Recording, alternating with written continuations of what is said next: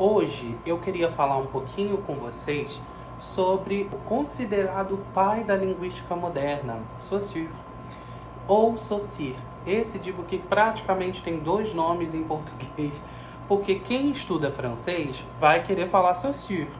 Eu, por exemplo, quem não estuda poderia falar Saussure, mas vão falar Saussure.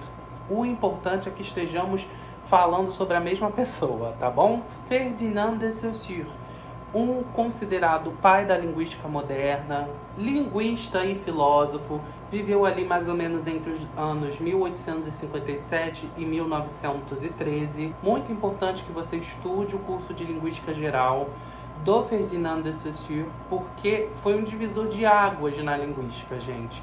Existe a linguística pré-Saussure, pré-saussuriana, né? Também pode ser dizer assim, né? E após saussuriana, gente. E eu vou falar sobre os aspectos abordados nesse livro. Gente, o meu objetivo aqui não é ensinar todo o conteúdo do livro, porque apesar de o livro ser curto, ele é bem conteudista, ele é bem robusto, tem muita informação, muita coisa interessante, que eu incentivo que você vá lá e leia, sabe? E leia mesmo, tá, gente? Porque é bem legal. Meu objetivo aqui vai ser mesmo dar uma passada por cima dos conteúdos que você vai estudar no curso de letras, pelo menos na UERJ, não sei como é em outras universidades, mas sinceramente, se for falar de linguística, não tem como não falar do curso de Linguística Geral, tá? E falar sobre alguns aspectos, as partes que eu mais gosto nesse livro e tudo mais. Gente, o que é interessante sobre o curso de Linguística Geral é que não foi o Ferdinand de Saussure que escreveu. Olha, gente, talvez aí você, estudante de letras, nem saiba disso.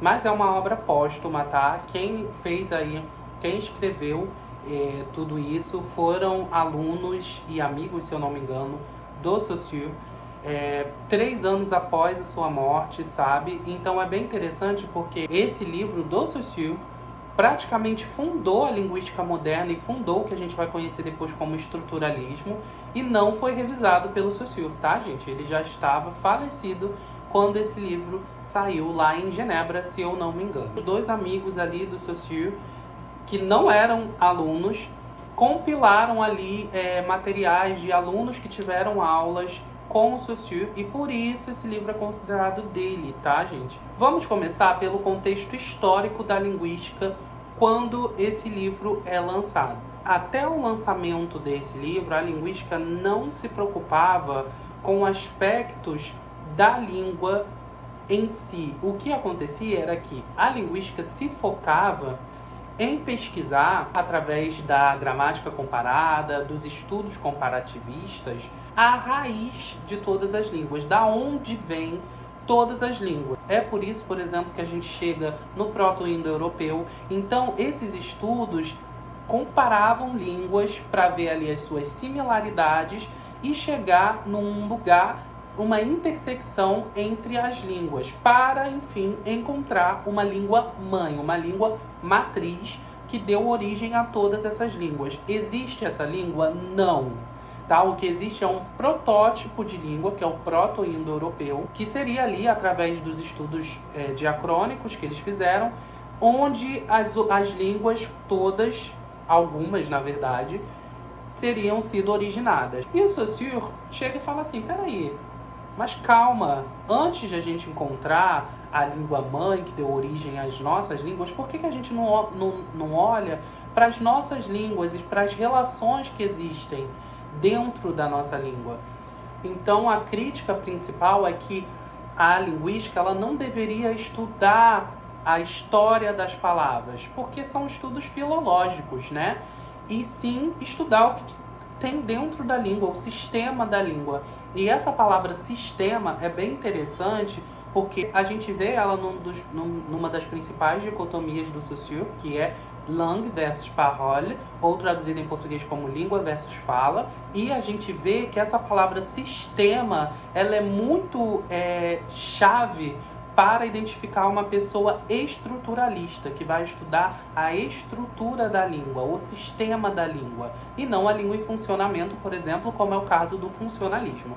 Então, sim, Saussure é considerado o precursor do estruturalismo. É aquilo que dá a base para o estruturalismo existir como a gente conhece. Agora vamos para os objetos de estudo. A primeira e talvez maior dicotomia do Saussure, que você como estudante de letras vai escutar a gente, e é importante ter assim, tatuado, faz uma tatuagem se tiver espaço, sabe, gente? E a langue versus parole, que é língua versus fala. Dessa parte eu vou até ler, gente, porque essa definição é bem importante, estar palavra por palavra. Nossa, eu poderia deixar meu tablet como tipo um refletor, né?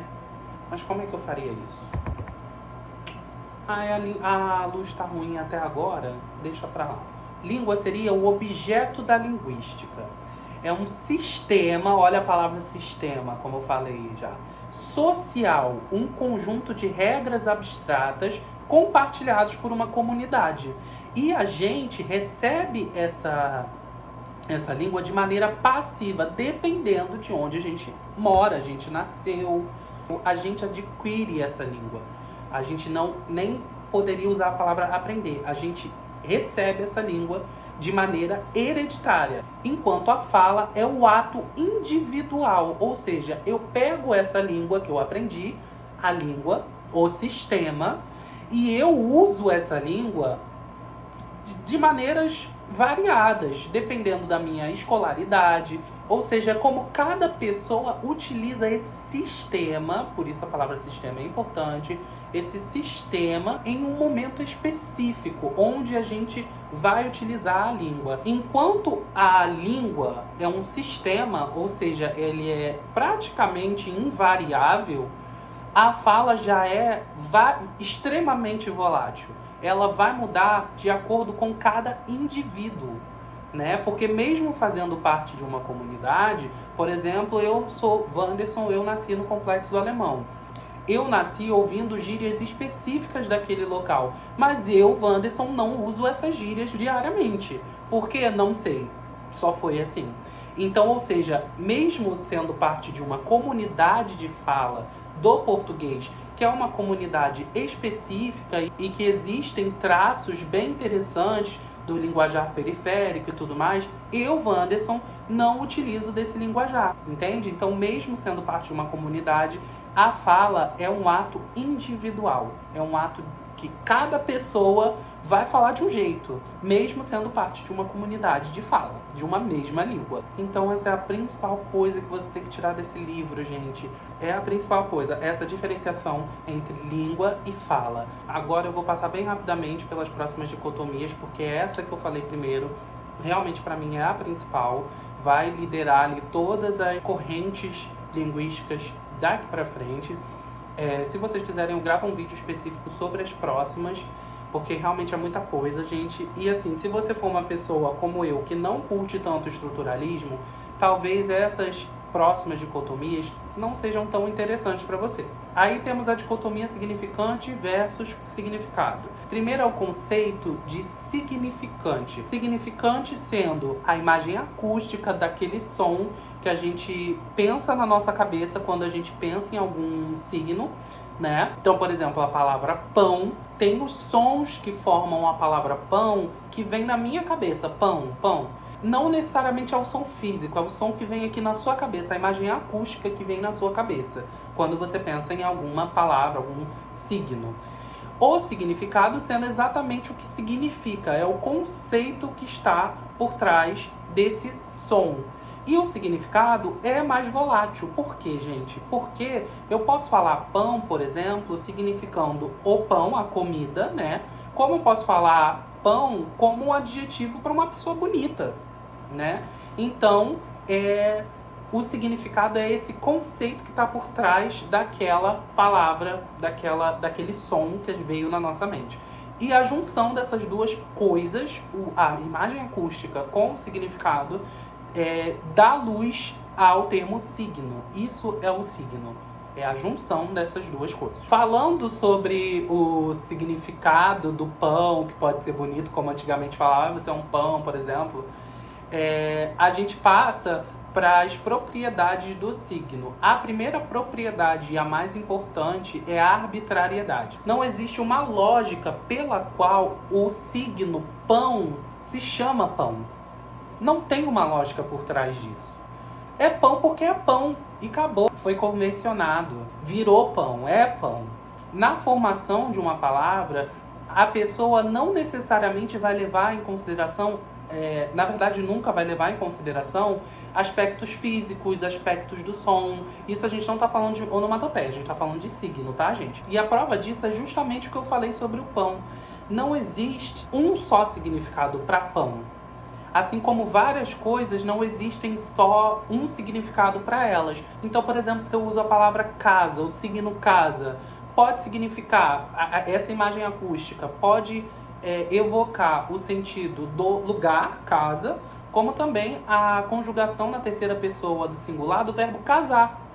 Ela casa, ele casa. Essa é a prova pela qual a gente pode se sustentar, se apoiar, de que não existe uma lógica para um signo ter um nome. Ele é simplesmente assim. O que a gente tem é a arbitrariedade motivada, e aí motivado. Por exemplo, pão não tem lógica por trás de pão se chamar pão, mas padaria tem. Por quê? Vem de pão. O lugar que faz pão, a padaria. Não existe uma lógica, sei lá, de porque talvez casamento se chama casamento, mas casamenteira, a pessoa que faz o casamento. Casamenteira. Existe uma lógica porque casamenteira também se chama casamenteira? Não, não existe uma lógica. O que acontece é que uma palavra vai derivar da outra. Aí sim, é uma arbitrariedade motivada. Outra propriedade bem interessante é a linearidade. Ou seja, os sons precisam ser postos um depois do outro linearmente para formar um signo. Não tem como eu colocar um aqui, aí depois eu falo, não, mas eu quero falar pão, mas na verdade eu também quero falar casa. Aí eu vou falar pão, causar. Causar, o que isso significa? Absolutamente nada. Então eu tenho que falar pão primeiro e depois eu falar casa. Não tem como eu falar os dois ao mesmo tempo. Então existe uma linearidade na formação do signo. É isso, bem simples esse. Agora para as dicotomias que ele apresenta para explicar como a língua funciona, é estudada através do sistema e não através do seu uso. E para isso ele lança duas novas dicotomias. A primeira sendo diacronia versus sincronia, ou sincronia versus diacronia. A sincronia sendo o estudo da língua, eu vou pegar esse pente garfo para exemplificar. O estudo da língua a partir do momento que ela tá. Ele vai estudar de maneira linear, de maneira síncrona, ou seja, as coisas que ele vai estudar na língua acontecem ao mesmo tempo, nessa linearidade aqui. Por exemplo, por que na região metropolitana do Rio de Janeiro, fora das periferias, as pessoas vão falar idoso e em algumas periferias algumas pessoas vão preferir mais velho, ao invés de a palavra idoso? Então é um estudo sincrônico, no momento que a língua está acontecendo, ignorando a sua história. Não precisa ser necessariamente no presente, mas ao mesmo tempo, numa mesma linha do tempo. Já o estudo diacrônico é para cima. Por quê? Ele vai estudar, por exemplo, variações através do tempo. Então, por que nos anos 90 falava desse jeito e hoje fala assim? Aí sim, eu estou estudando os anos 90 em comparação com os tempos de hoje. Agora, ele está comparando um período do tempo com o outro, ou seja, ele está analisando a história da língua.